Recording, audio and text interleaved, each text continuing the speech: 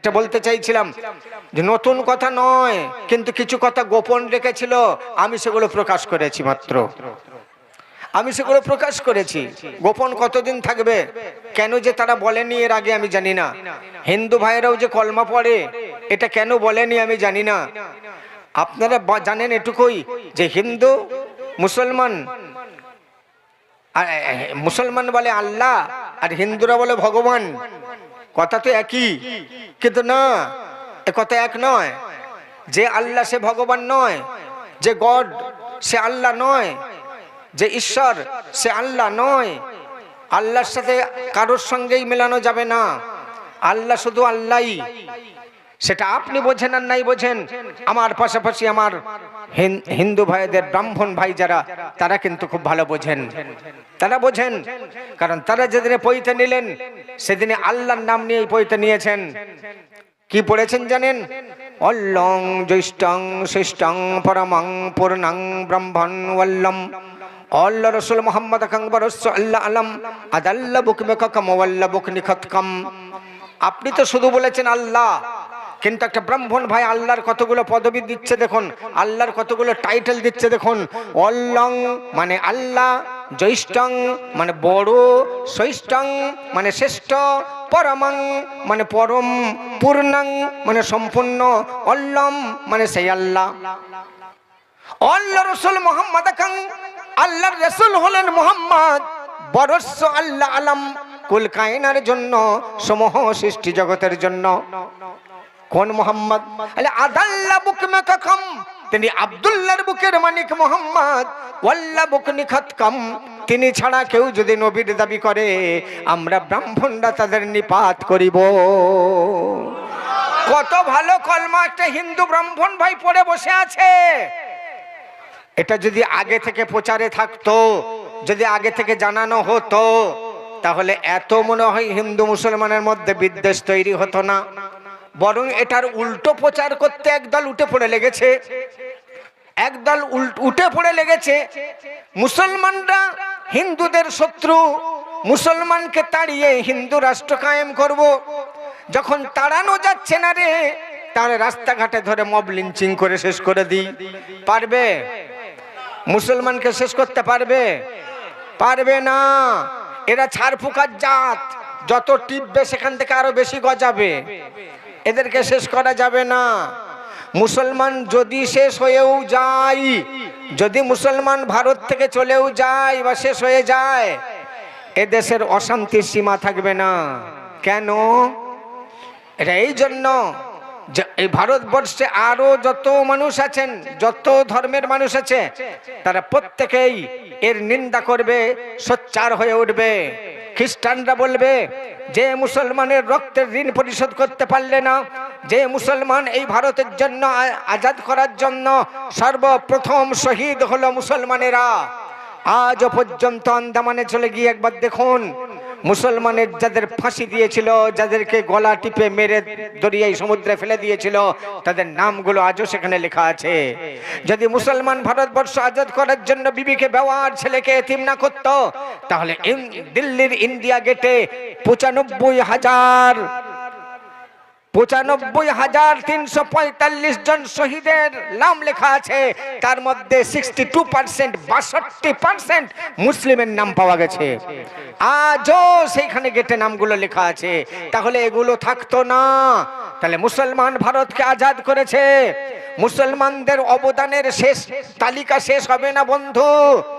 আজ ভারতবর্ষের প্রধানমন্ত্রী যে লাল কেলার উপরে বছরে দুবার উঠে পতাকা লাগান, ভারতের জাতীয় পতাকা, 3 রঙের পতাকা ওই যে লাগান, এই তিরঙ্গা পতাকাটা কাদের তৈরি? মুসলমানদের তৈরি। কে তৈরি করেছে? একটা বাড়ির বৌমা, মুসলিম বাড়ির বৌমা, যার নাম হলো সুরাইয়া তায়েবজি। এই পতাকা লাগাতে গিয়ে একটা গান হয়, একটা গান যে গানটার নাম সারে জাহাঁ সে আচ্ছা হিন্দুস্তান হামারা, এই গানটা কে লিখেছে? মৌলানা আল্লামা ইকবাল। তিনি একজন মুসলমান। सरफरोशी की तमन्ना आज हमारे दिल में है, देखना है जोर कितना बाजुए कातिल में है। এই ওয়েটি গানটির কথার প্রথম ছন্দ কে লিখেছে? একটা মুসলমান। যখন ব্রিটিশকে তাড়াবার জন্য দল সংগঠন তৈরি করলো যে ইংরেজ ভারত ছাড়ো, ভারত ছাড়ো, এই ভারত ছাড়ো কথাটা সর্বপ্রথম কে বলার সাহস পেয়েছিল? যার নাম মৌলানা হযরত মোহানি, যিনি একজন মুসলমান। আমার ভাইয়েরা, বন্ধুরা, এই ভারতটাকে যদি নিজের দেশ মনে না করত, তাহলে সারা পৃথিবীর মধ্যে যখন ভারতবর্ষটাকে সোনার চিড়িয়া বলতো মানুষ, সেই সময় রাজ করছিল কে ভারতে? ঔরঙ্গজেব যার নাম। অর্ধেক অর্থ সারা পৃথিবীতে আর অর্ধেক অর্থ শুধু ভারতে ছিল। তাহলে নিজের দেশ মনে করেছিল বলেই সেই কোটি করোড় টাকা দামি কোহিনূর হীরা এই ভারতের বুকেই ঔরঙ্গজেব রেখে দিয়েছিলেন, কারণ তিনি মনে করেছিলেন এটা আমার দেশ। যদি এটা আমার দেশ মনে না করত, তাহলে অত সুন্দর সপ্তম আশ্চর্যের মধ্যে একটা আশ্চর্যকর ঘর যার নাম হলো তাজমহল, মমতাজের প্রেমের নিশানি, সেই সমাধিস্থল ভারতে তৈরি করলেন কেন? নিজের মনে করেছিলেন বলেই। কুতুবউদ্দিন আইবক, যিনি তার জীবনের সমস্ত অজস্র সমস্ত সম্পত্তিকে শেষ করে দিয়ে একটা মিনার তৈরি করেছিলেন যার নাম কুতুব মিনার। যদি নিজের দেশ মনে না করত, তাহলে কুতুব মিনারটা অন্য জায়গায় তৈরি করত, ভারতে করত না। ভাইরা, এইভাবে যদি বলতে চাই, ভারতের নিশানি গুণে তালিকা শেষ করা যাবে না। করেছে কারা? মুসলমানেরা। তাহলে মুসলমান এটাকে নিজের দেশ মনে করেছে এবং করেছিল। কিয়ামত পর্যন্ত আমরা আমাদের নিজেদের দেশ মনে করেই বসবাস করব। পৃথিবীর কোনো শক্তি নেই ভারতবর্ষ থেকে মুসলমানকে উৎখাত করে দিতে পারে। আর মুসলমান যেদিন উৎখাত হয়ে যাবে, কোনো হিন্দু ভাইও এখানে টিকতে পারবে না। কোন হিন্দু ভাইও এখানে টিকতে পারবে না বন্ধু।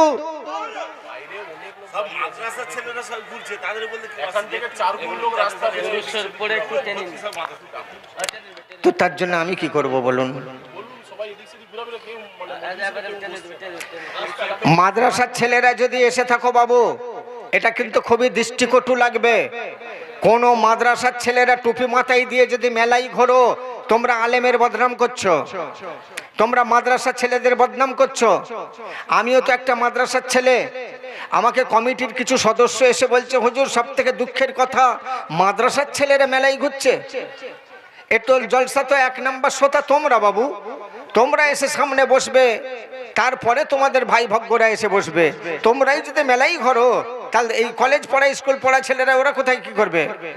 সেই জন্য প্রতিটা মাদ্রাসার ছেলেকে অনুরোধ করব, তোমরা চলে আসো, এর ভেতরে বসো, এই টুপির সম্মান নষ্ট করো না, মাদ্রাসা পড়ার ছেলেদের অসম্মান করো না। তোমরা দু চারজন ঘুরলেও সেটা অনেক মনে হবে। সেই জন্য তোমাদেরকে আমি অনুরোধ করছি, মাদ্রাসা পড়া ছেলেরা, তোমরা আমার গজল খুব ভালোবাসো, আমি জানি। আমার নাম শুনেই তোমরা এসেছো, আর এসে এখানে ফেসে গেছো চায়ের দোকানে, ঘুগনির দোকানে, ফুচকার দোকানে। না না না, এটা অন্যায় করছো। চলে এসো, ভেতরে চলে এসো। যা ঘোরাঘুরি করেছো এতক্ষণ, ঠিক আছে, তোমাদেরকে আমি নিজের ছেলের মতো মনে করে বলছি, ঘোরারও একটু মন চাই এই বয়সে, ঘুরে নিয়েছো। এবার কিন্তু আর ঘুরঘুর করো না, সব ভেতরে চলে আসো বাবুরা। আমার বেশিক্ষণ সময় নেই, আমি তো নেমে চলেই যাব। সেই জন্যেই একটু তোমাদের সাথে জীবনের শেষ মোলাকাত মনে করে এসেছি। তা তোমাদের যদি বাইরে বাইরে ঘোরো, আমার আশা সার্থক হয় না। অনেক বড় প্যান্ডেল করেছে ভাইয়েরা, প্যান্ডেলের জায়গা দিতে পারবে না এরকম অনুমান, আর সেটাই হয়েছে। কিন্তু লোকজন বাইরে ঘুরছে বেশি। এই রিপোর্টটা আমার কাছে আসলো, এটা খুবই খারাপ লেগেছে। বিশেষ করে মাদ্রাসার ছেলেদের বিরুদ্ধে যদি একটা কোনো আওয়াজ ওঠে, আমার কলিজায় লাগে সেটা। কারণ আমিও মাদ্রাসার ছেলে, আমিও তো মাদ্রাসার ছেলে। আমারও তো 7টা মাদ্রাসা গড়েছি, 7টা মাদ্রাসায় 3400 ছেলে মেয়ে পড়াশোনা করছে। তাই বন্ধুরা, তোমরা আর খবরদার ঘুরো না। তোমরা আমার প্রাণের প্রাণ, আমার জানের জান। আমি রাস্তায় যাচ্ছি, যদি একটা মাদ্রাসার ছেলেকে কেউ একটা কটূক্তি করে, আমি কি সেটা হাসবো নাকি আমি রুখে দাঁড়াবো? তাহলে আমি সেই ব্যক্তি, তোমাদের জন্য এসেছি। অথচ তোমরা যদি ঘোরাঘুরি এদিক ওদিক করো, খুব খারাপ লাগে বাবুরা। চলে আসো, ভেতরে এসে জমে জমে বসো। আচ্ছা, অধ্যায়টা ব্রেক হয়ে গেল। যাই হোক, তাহলে আমি যেটা বলতে চাইছিলাম যে এটা যদি আগে থেকে জানানো হতো তাহলে আজ হিন্দু মুসলমানের মধ্যে এই কিঞ্চিত বিভেদ থাকতো না। কিঞ্চিত এটা আছে, কিঞ্চিত। বেশিরভাগ হিন্দুরা এটা মেনে নেয়নি, কারণ তারা জানে যে ভারতকে স্বাধীন করার জন্য হিন্দুও যেমন রক্ত দিয়েছে, মুসলমানও কম দেয়নি। তাই হিন্দু মুসলমানের উভয়ের সমান অধিকার আছে এই ভারতে বসবাস করার। কিন্তু আজ ব্রিটিশের কিছু জারজ সন্তানেরা একটা কুসংগঠন তৈরি করে এখান থেকে ভারতবাসীকে তাড়াবার চেষ্টা করছে। শুধু মুসলমানকে নয়, ভারতবাসীকে তাড়িয়ে দেবে। বৃহৎ শক্তিশালী গোষ্ঠী হলো মুসলমান, কারণ এরা ব্রিটিশের বিরুদ্ধে যেভাবে জয়গান গেয়েছিল সেই জয়গান আজও আমাদের মনে আছে। আজও যদি মুসলমান রুখে দাঁড়ায় তাহলে সূর্য উঠা বন্ধ করে দিতে পারে, কারণ এরা অসাধারণ বিদ্যায় বিদ্বান। সমস্ত মানুষ সাধারণ বিদ্যায়, আর মুসলমানের কিছু কিছু মানুষ অসাধারণ বিদ্যায়। অসাধারণ বিদ্যার সাধারণ বিদ্যা কি শুনে নেন, প্রতিটা কথার মূল্যায়ন করতে হবে, বুঝতে হবে। অসাধারণ বিদ্যা আর সাধারণ বিদ্যা কি? প্রথম নাম্বার কথা, বাড়ি থেকে যখন কোনো মা তার দুটো বাচ্চাকে সকালে পড়তে পাঠাচ্ছে, একটা ছেলেকে পাঠাচ্ছে কিন্ডারগার্টেন স্কুলে, বাচ্চাদের স্কুলে, আরেকটা ছেলেকে পাঠাচ্ছে মক্তবে বা মাদ্রাসায়। আপনারা ভাবুন